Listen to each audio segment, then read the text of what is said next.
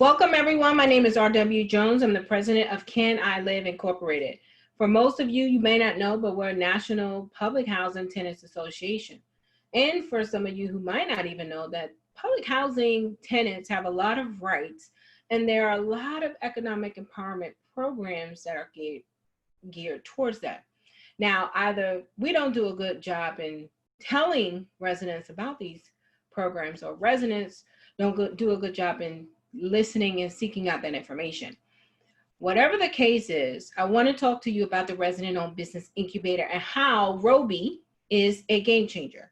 So if you know anything about Section 3, the CFR 135 says to the greatest extent feasible, wherever HUD monies are spent, allocated, dispersed, whatever you want to call it, that to the greatest extent feasible, training, economic, and contracting opportunities, is training, employment, and other economic opportunities should be afforded to first residents in public housing, section and communities, and then any other low-income person in that metropolitan area. Now, we also know that Section 3 and enforcing Section 3 has been very convoluted and complicated.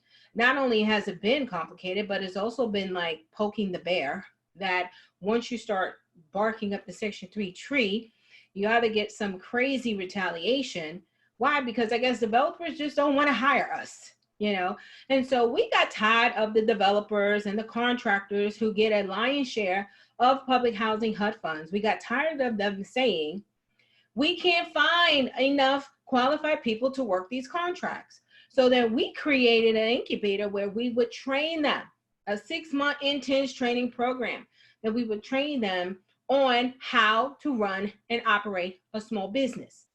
Now, if you're looking for waivers and laborers just to kind of stand out and hand out water, that's probably not what we can train you to do, because that doesn't require a whole bunch of skill. However, the resident-owned business incubator exists specifically to train, qualify, and equip small businesses, particularly those in public housing, Section 8, low income, under-resourced, underserved communities, to train them to where they can then qualify for some of these contracts. Now, they won't qualify for a prime contractor's position, but probably depending on the job, depending on the scope of work in that request for proposals, and or depending on the skill set and capacity of the entrepreneur, because we got some real hard rock entrepreneurs here, that might happen. But at least be able to serve as a sub, at least be able to have an internship, an apprenticeship where they can get work performance and work experience. These things are required, they're necessary.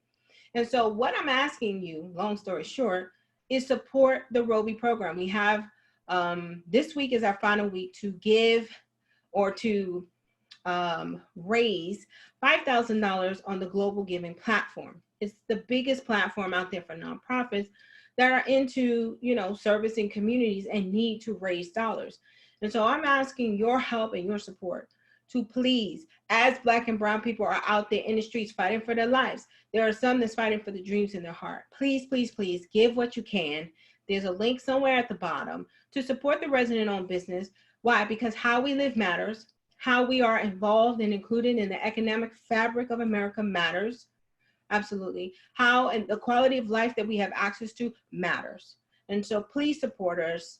It would mean everything that we meet our goal, and it would mean everything to you that we can move past where we are right now in our history. So please support Black businesses, support low-income, under-resourced, underserved entrepreneurs, and support how we live matters, because that is important too.